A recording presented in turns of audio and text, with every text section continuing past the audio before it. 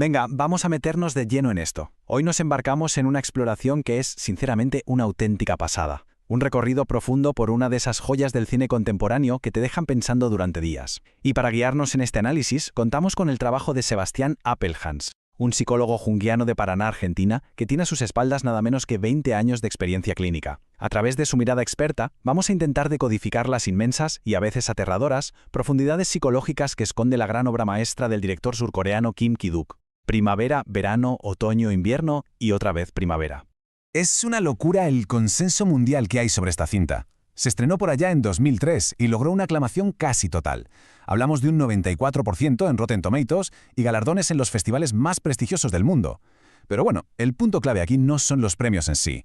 Lo que la crítica destacó desde el minuto 1 fue su tranquila belleza, esa forma de exaltar la naturaleza sin caer jamás en lo cursi o en el sentimentalismo barato. Sin embargo, bajo esa superficie serena, casi de postal contemplativa, hay algo mucho más denso. Se oculta una exploración absolutamente brutal y magistral de lo que significa ser humano.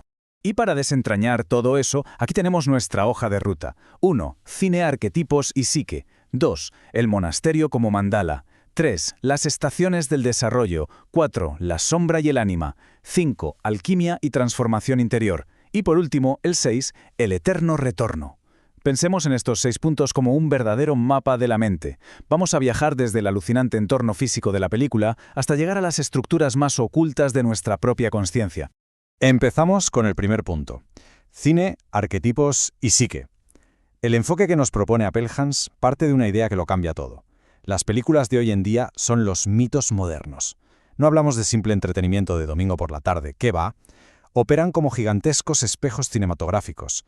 Proyectan arquetipos universales que vienen directamente de lo que Carl Gustav Jung llamaba el inconsciente colectivo. Saltan de nuestra mente más antigua a la pantalla y por eso conectamos con ellas al instante, sin importar de qué cultura vengamos o en qué siglo vivamos. Pasamos al punto 2, el monasterio como mandala.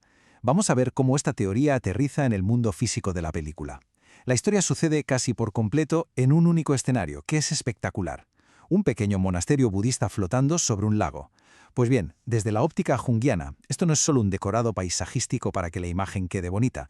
Este monasterio flotante opera como un mandala viviente. Para que nos entendamos, el mandala es la imagen por excelencia del self o el sí mismo. Representa ese centro organizador que busca sin descanso el equilibrio y la totalidad en nuestra psique.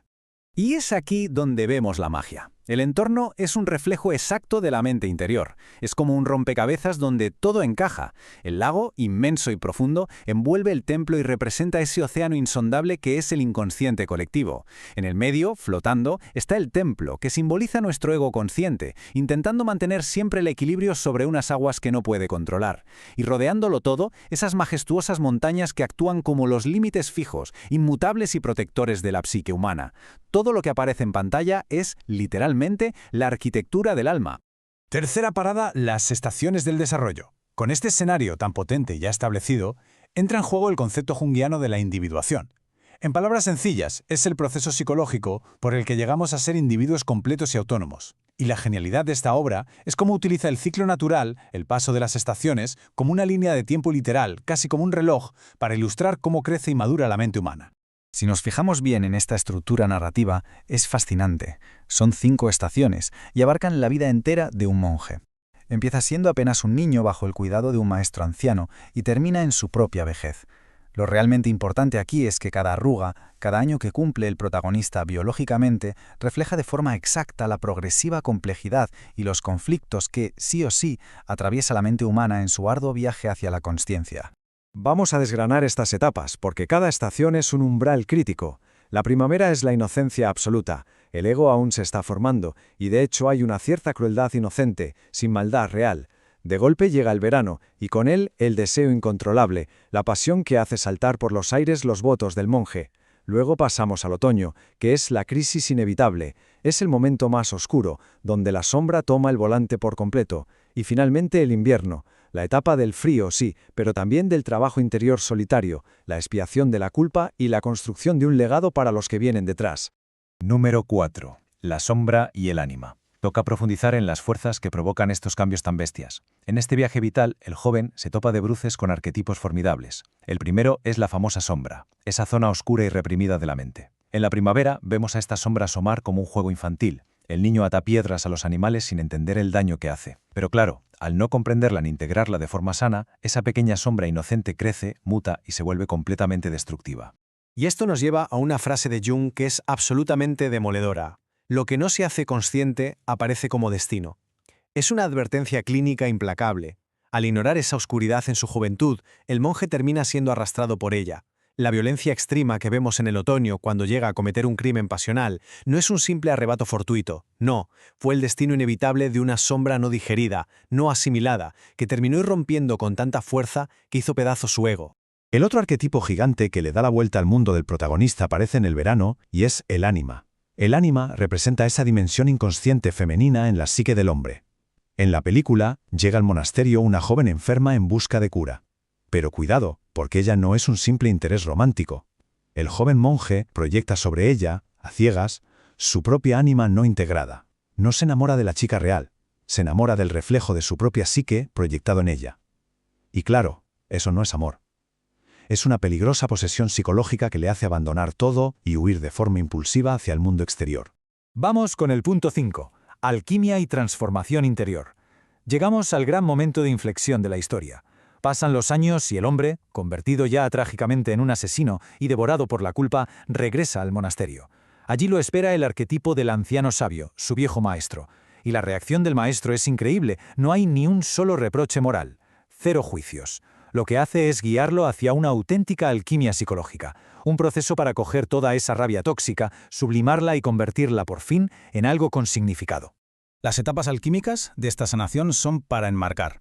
Todo empieza en la nigredo, que es el fondo del pozo, la oscuridad y desesperación total tras el asesinato. Para llevarlo al albedo, que es la purificación, el maestro lo pone a tallar sutras budistas en la madera del suelo. ¿Y con qué lo hace? Pues, atención, usando el mismo cuchillo ensangrentado de su crimen. Es meditación activa pura y dura, transformar la herramienta de muerte y oscuridad en un instrumento de luz. Ese esfuerzo sobrehumano es lo que abre la puerta al arrubedo, que es la lenta, lentísima y dolorosa integración del sí mismo. Y la cima de todo este proceso la vemos en el invierno, con la conjunctio oppositorum, que significa la unión de los opuestos. El monje ya ha salido de la cárcel, vuelve a un monasterio que está vacío y en un acto brutal de expiación se ata una pesada piedra de molino a la cintura y empieza a escalar la montaña nevada. Es un acto físico, sí, pero sobre todo es una circunvalación psicológica. Al arrastrar esa piedra inmensa, está cargando conscientemente con el peso de su propio karma. Al llegar a la cumbre, se unen por fin los dos extremos, el asesino y el santo, la carne y el espíritu, logrando un estado de conciencia muchísimo más elevado. Y así llegamos a nuestra última parada, el punto 6, el eterno retorno, el cierre de este ciclo inmenso. La película termina en otra primavera. El maestro anciano ya falleció tras autoinmolarse y nuestro protagonista es ahora el nuevo sabio. De repente aparece un niño nuevo en el templo. Es el arquetipo del Puera Eternus, el niño divino, la renovación. Pero ojo al detalle. Vemos a este niño cometiendo exactamente los mismos actos crueles con los animales que el protagonista hizo en la primera primavera. Claro, ver cómo se repite el error puede resultar descorazonador en un primer momento, pero aquí está la clave teórica de todo esto. El tiempo psicológico humano no es una línea recta que va siempre hacia arriba, para nada. Opera mediante patrones cíclicos, recurrentes. La evolución y el crecimiento de la mente no son una escalera infinita, son más bien una espiral. Como humanidad, volvemos a pasar, generación tras generación, por los mismos instintos primarios y los mismos umbrales dolorosos. Y esto nos deja con una gran pregunta flotando en el aire. ¿Qué significa este final? ¿Es pesimismo o es esperanza? ¿Estamos condenados a repetir el sufrimiento eternamente en un bucle sin salida? Bueno, la respuesta está en la figura del nuevo maestro. Es verdad que el ciclo vuelve a empezar porque la sombra viene de serie con el nacimiento del ego. Pero la enorme esperanza aquí es que ahora hay alguien despierto en la sala. El monje, que ya atravesó su propia oscuridad y asumió el peso de sus piedras, está presente, totalmente consciente, preparado para guiar a la nueva generación y ayudarle a cruzar ese mismo ciclo, pero esta vez con muchísima más sabiduría. Llegamos al final de este recorrido. Ha sido una exploración realmente profunda de cómo el buen cine consigue captar los engranajes más ocultos de nuestra mente y los obstáculos tremendos que tenemos que superar para alcanzar la madurez. Como conclusión a este análisis de Sebastián Appelhans, es fundamental recordar siempre esto. Toda película revela arquetipos del inconsciente colectivo. Sabiendo esto, ¿qué oscuros y antiguos misterios descubriremos la próxima vez que se apaguen las luces de una sala de cine?